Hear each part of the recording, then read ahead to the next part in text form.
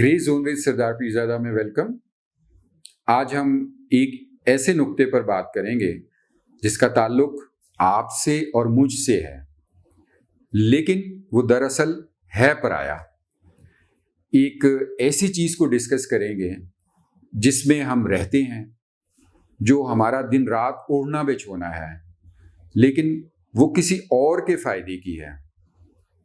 एक ऐसी भलाई की बात करेंगे जो बज़ाहिर तो हमारी है, लेकिन दरअसल वो किसी और का कंट्रोल हमारे ऊपर मुसलसल जारी रखने के लिए लागू की गई है।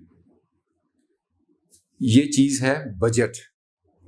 बजट की ये आप मुनफरिद डेफिनेशन सुनकर हैरान हुए होंगे। चलिए आप देखिए कि बजट के बारे में हम कितना जानते हैं। हम कहेंगे कि एक ऐसी प्लानिंग, मंसूबाबंदी कि जो एक साल के लिए की जाती है कि इस मुल्क में कितने अखराजात होंगे, कितनी आमदनी होगी, वगैरह वगैरह।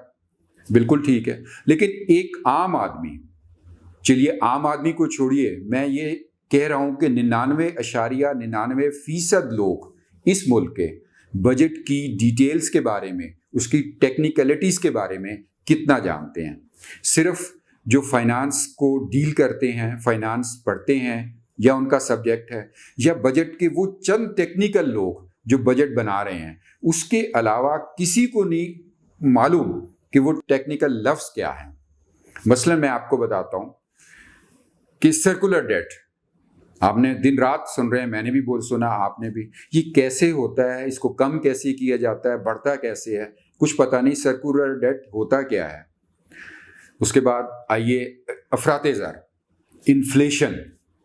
आप मुझे बताइए, दिन रात हम सुनते हैं कि जी अफराते ज़र मुल्क में बढ़ गई, ये इससे बहुत नुकसान होगा। भाई अफराते ज़र कैसे होती है, कम कैसे होती है, नुकसान क्या होता है, हमें नहीं पता। उसके अलावा ये कि जी बैंक बारो कर रहे हैं। भाई बैंक तो कैसे किसी से उधार ले सकते हैं, कैसे किसी को दे सकते हैं, हमें कोई डिटेल्स नहीं पता। इसके अलावा जीएसटी। अच्छा, जीएसटी में चलिए आप कह लीजिए कि चूंकि बहुत लफ्ज़ आम हुआ, आम दुकानदार और ताजर बड़े, जी ये सेल टैक्स है, जनरल सेल टैक्स है। भाई सेल टैक्स कैसे लगता है, मैयर कैसे होता है, उनको कुछ पता नहीं होता। इसके अलावा पीएसडीपी नहीं पता। ये वो सारी की सारी टर्मिनोलॉजी है जो हम दिन रात हमें सुनाई जाती है और हम सुन रहे होते हैं, लेकिन हमें कुछ पता नहीं होता, और यही बजट है। अच्छा, अब जब हमें बजट की डिटेल्स के बारे में नहीं पता, उसकी टेक्निकलिटीज के बारे में नहीं पता, तो हमें क्यों सुनाया जा रहा होता है ये बजट। इसमें 2-3 नुकात हैं। पहला नुक्ता ये कि आप सोचिए कि जब से आपने होश संभाला है, जब से मैंने होश संभाला है, कभी भी आपने ये सुना हो हुकूमत की ज़बानी कि उनका बजट आज बहुत ख़राब बना है। हुकूमत हमेशा कहेगी कि इससे अच्छा बजट कभी नहीं बना। अपोजिशन हमेशा कहेगी कि इससे ख़राब बजट, खसारे का बजट कभी नहीं बना। ये दोनों बातें आप हमेशा सुन रहे होंगे और आप तस्दीक करेंगे। इसके अलावा हुकूमत की जानिब से ढंढोरा पीटा जाएगा, ये अवाम दोस्त बजट है। अपोजिशन की तरफ से नारे लगाए जाएंगे कि ये अवाम दुश्मन बजट है। इस सारी की गेम का हमें कुछ पता नहीं कि ये कैसे अवाम दोस्त है, कैसे अवाम दुश्मन है। अब आप बजट के बाद ज़रा मार्केट निकलिए, बाहर निकलिए, एक रेडी वाले से, एक तंदूर वाले से, उनसे पूछिए कि बजट हुकूमत कह रही है अवाम दोस्त है, आप बताएं। वो कहेगी जी मुझे तो नहीं पता, रोटी आज इतनी महंगी, बिजली इतनी महंगी, उसमें क्या कमी बेशी हुई, तनख्वाहें ये। अपोजिशन जो कह रही है कि अवाम दुश्मन है, वो कहेगा कि जी पहले भी मैं इसी तरह ही रह रहा था, इतनी ही गुर्बत में था, इतनी ही कसम पुरसी में था, अब भी वैसे ही हूँ। तो लिहाजा जो बजट है उसका तमाम तर इफेक्ट टेक्निकलिटीज के साथ तो है, लेकिन बराह रास्त अवाम कैसे मुतासर हो रहे हैं वो उन्हें नहीं पता। जब उन्हें नहीं पता तो उनको दिन रात इस बहस में एंगेज रखने की क्या ज़रूरत है। जैसे एक हमारे ईस्टर्न घराने होते हैं, मशरकी घर हैं, वहाँ मिसाल के तौर पर कोई शादी ब्याह होता है, कोई और फंक्शन होता है, तो एक माहौल क्रिएट किया जाता है कि ताकि सब उसमें इन्वॉल्व हों। बिल्कुल ऐसे ही बजट के हवाले से भी एक माहौल क्रिएट किया जाता है कि सब इन्वॉल्व हों, हालांकि उनका उनसे ایفیکٹ ہوتے ہیں وہ، لیکن وہ نہ اس کو کم کر سکتے ہیں نہ زیادہ۔ اس سارے ماحول کو بنانے کی کیا ضرورت ہے؟ ضرورت یہ ہے کہ جو لوگ ہمیں گورن کر رہے ہیں، جو ادارے، وہ پاکستان نہیں، میں نے پہلے بتایا کہ جن اداروں اور جن لوگوں کے ہم مرہون منت ہیں، ڈپینڈنسی ہے، ان کو پوری طرح شو کرنا ہوتا ہے کہ یہ ایک پورا ماحول بنا کے آپ کو بتایا جا رہا ہے کہ یہ آپ اتنے فائدے میں جا رہے ہیں اور اتنے نقصان میں جا رہے ہیں۔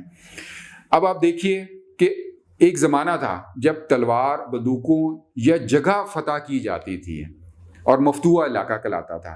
پھر آیا اکنامکس کا زمانہ، اکنامکس کے ذریعے فتح کیا جانے لگا۔ اب وہ سارے زمانے ختم ہو گئے ہیں۔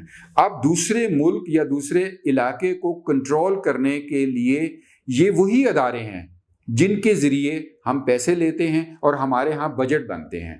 آپ یقین کیجئے کہ یہ جو بجٹ نہ میں نے پڑھا، نہ آپ نے پڑھا، نہ اس کی ٹیکنیکلٹیز پڑھا، اس بجٹ کو میں یقین سے کہہ سکتا ہوں کہ اپوزیشن جو بحث کر رہی ہے اس پر، اس کے بھی لوگ ٹیکنیکلٹیز کے نہیں جانتے، سوائے ان کے چند لوگ جو معیشت کو پڑھ رہے ہیں۔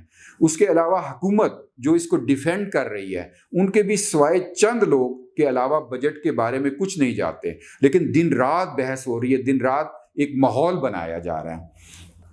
لہٰذا آپ دیکھیے کہ یہ جو IMF ہے، ورلڈ بینک ہے، FATF ہے، یہ وہ ادارے ہیں جو اپنی شرائط کے ساتھ ہمیں پیسے دیتے ہیں، ہمارا بجٹ بناتے ہیں، اور اس کے بعد ہمیں ان کے محتاج رہنا پڑتا ہے، ان کے مرہون منت رہنا پڑتا ہے۔ عموماً ایک بحث کی جا رہی ہے، آپ چیک کیجئے، ریسرچ کیجئے کہ IMF کے پروگرام کے تحت کسی ملک نے آج تک ڈیولپمنٹ نہیں کی، ترقی نہیں کی، خوشحال نہیں کیا، بلکہ وہ ایک خاص قسم پرسی کی حالت میں ہی رہا۔ اس میں ویتنام کی بہت بڑی مثال دی جاتی ہے۔ بے شک اس پہ بہت سی بحثیں ہیں۔ پھر یہ لوگ ایسی شرائط کرتے ہیں کہ جو اپنا جو کلچر ہے اس کو ہمارے ہاں یا دوسرے علاقوں میں پہنچاتے ہیں، جو ان کے فائدے کی بات ہوتی ہے، جو ان کے پسند کی بات ہوتی ہے، اس کو اکنامکس کے ذریعے ہم پر لاگو ضرور کرتے ہیں۔ بالکل آپ دیکھیے کہ جو بندہ بھوکا ہو، جس کے پاس پہننے اوڑھنے کو کچھ نہ ہو، اس سے آپ بہت سی باتیں منوا سکتے ہیں۔ لہٰذا یہ جو پروگرام IMF ہے، ورلڈ بینک ہے، FATF ہے، یہ وہ سارے پروگرام ہیں جو صرف اپنی ایک گورننس برقرار رکھنے کے لیے کیے جا رہے ہوتے ہیں۔ آپ کو ایک مثال میں دوں، پاکستان میں ایک سندھ طاس معاہدہ، جب پاکستان شروع میں جب ہندوستان اور پاکستان کی جنگ ہوئی، جو ہمارے دریا کے پانی تھے اس کے اوپر، اس کے بعد جو ایک درمیان میں متفقہ ایک پیکٹ کرایا گیا جسے ہم سندھ طاس معاہدہ کراتے ہیں، وہ دراصل ورلڈ بینک کے تھرو ہوا تھا۔ اور اس کے پیچھے آپ پڑھیے جا کر کہ جو نمائندہ تھا وہ بظاہر تو ورلڈ بینک اور ایک میڈیٹر کے طور پر آیا تھا، لیکن اس کے لنکس CIA سے بھی جڑتے ہیں۔ آپ ریسرچ کیجئے، ڈیٹیل پڑھیے۔ اب آخر میں ایک لوفر سوال کرتا ہوں کہ یہ جو بجٹ ہے، یہ نہ تو ہم پڑھتے ہیں، نہ اس کی ہمیں سمجھ آتی ہے، بس ہمارے اوپر ایک نافذ کر دیا جاتا ہے جسے ہمیں چپ چاپ قبول کرنا ہوتا ہے۔ حکومت نے اسے عوام دوست، اپوزیشن نے اسے عوام دشمن کہنا ہوتا ہے، حالانکہ انہوں نے خود نہیں پڑھا ہوتا۔ تیار اسے IMF، ورلڈ بینک اور FATF یا دیگر ایسے ادارے کرتے ہیں اور ہمیں فوٹو کاپی پکڑا دیتے ہیں اور ہم اس پر سائن کر عوام کے سامنے پیش کر دیتے ہیں۔ اگر یہی گیم چلتی رہنی ہے تو اسے چپ چاپ ہی کر لیجئے۔ لائیو نشریات دینے کی کیا ضرورت ہوتی ہے؟ وزیر خزانہ کی اتنے گھنٹے کی تقریر مسلسل دکھانے کی کیا ضرورت ہوتی ہے؟ پری بجٹ ایک میڈیا ٹاک کرنے کی کیا ضرورت ہوتی ہے جب سب کچھ ایک طے شدہ ہے، جب سب کچھ وہی سٹیٹمنٹس آنی ہے بجٹ کے بعد بھی مخصوص اور بجٹ سے پہلے بھی؟ تو پھر یہ ساری ایک گیم ایک ڈراماٹائز کرنے کی کیا ضرورت ہے؟ اس ماحول کو بنانے کی کیا ضرورت ہے؟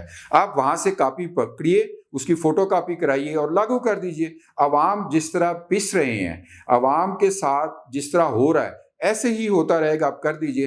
جب آپ نے کوئی بھلائی کرنی ہوئی عوام تک پہنچ جائے گی، جو آپ کر رہے ہیں وہ بھی عوام تک پہنچ جائے گا۔ تو اتنا زیادہ اس کو ہائپ کریٹ کرنے کی بجٹ کے حوالے سے کیا ضرورت ہے؟